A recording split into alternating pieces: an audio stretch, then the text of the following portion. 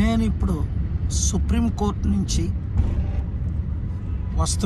వస్తుండగా ప్రవీణ్ పగడాల అనే పాస్టర్ గారిని విజయవాడ నుంచి వెళ్తుండగా రాజమండ్రి ఆ దారిలో ఈరోజు ఉదయం 3:30 గంటలకు చంపేసి యాక్సిడెంట్గా చిత్రీకరిస్తున్నారని కొంతమంది దైవజనులు నాకు వీడియోలు పంపించి రిక్వెస్ట్ చేశారు. ఇది ఇమీడియట్గా ఇన్వెస్టిగేట్ చేయమని.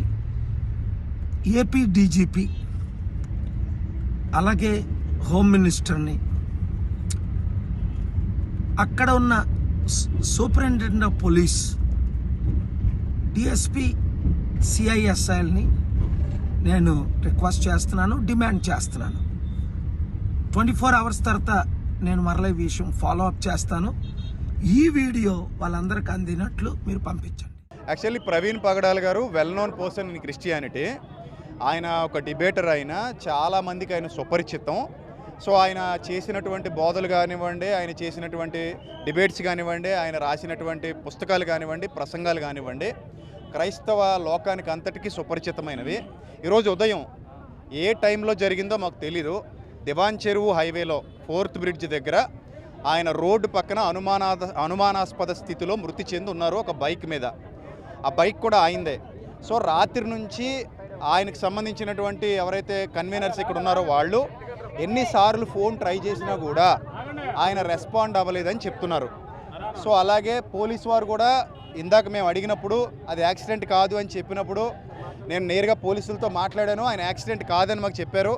సో డాక్టర్స్ కూడా ఏమన్నారంటే ఇది అనుమానాస్పద మృతిగా ఉంది అని చెప్పారు.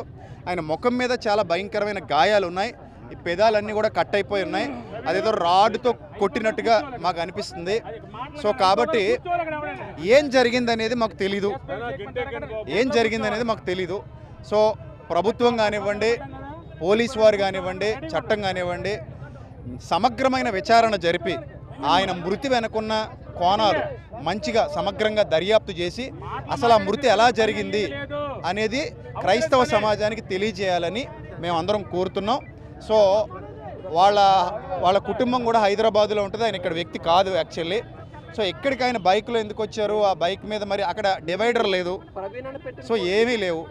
సో ఎందుకు ఆ దెబ్బల్లా అనిపిస్తున్నాయి అనేది ఆ డెడ్ బాడీ పోస్ట్ మార్టం చేసిన తర్వాత సమగ్ర విచారణ జరిపి మాకు నివేదిక ఇవ్వాలని చెప్పేసి మేము కోరుతున్నాం.